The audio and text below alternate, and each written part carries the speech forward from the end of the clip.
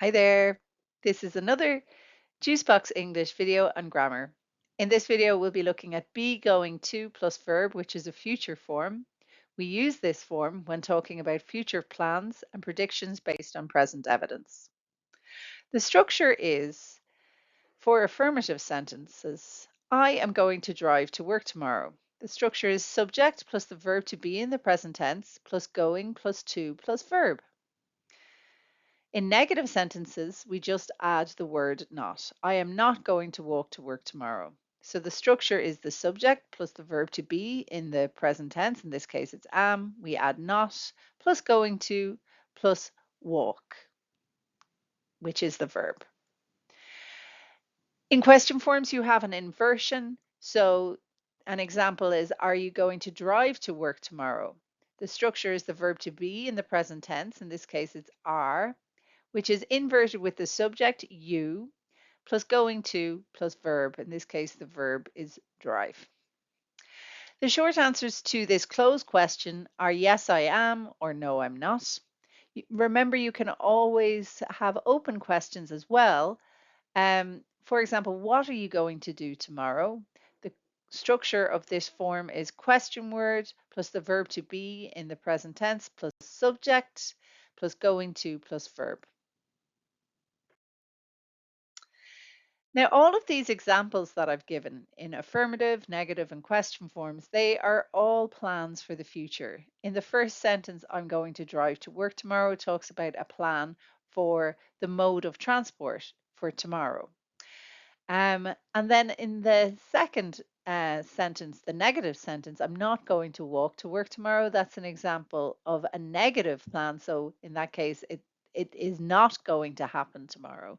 I have made the decision not to walk.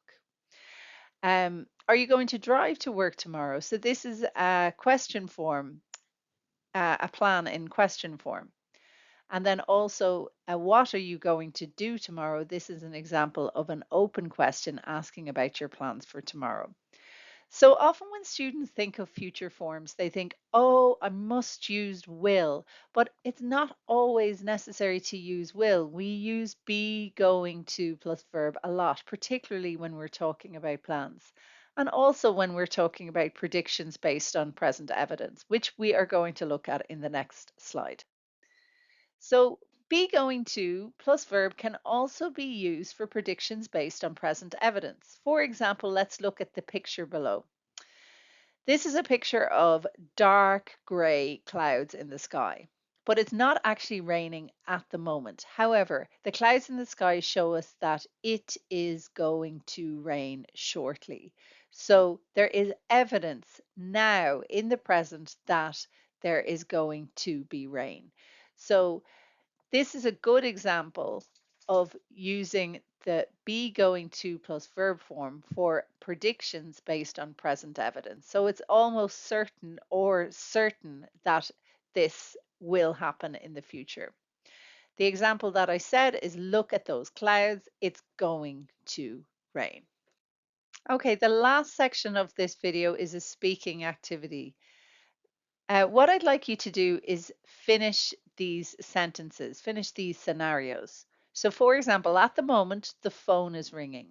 So I want you to use be going to plus verbs to talk about what you are going to do because of something that is happening in the present. So essentially, you are making a prediction based on present evidence. Example, you could say, the phone is ringing. And then we can finish that sentence by saying, I am going to answer it. You can complete the other sentences in the activity.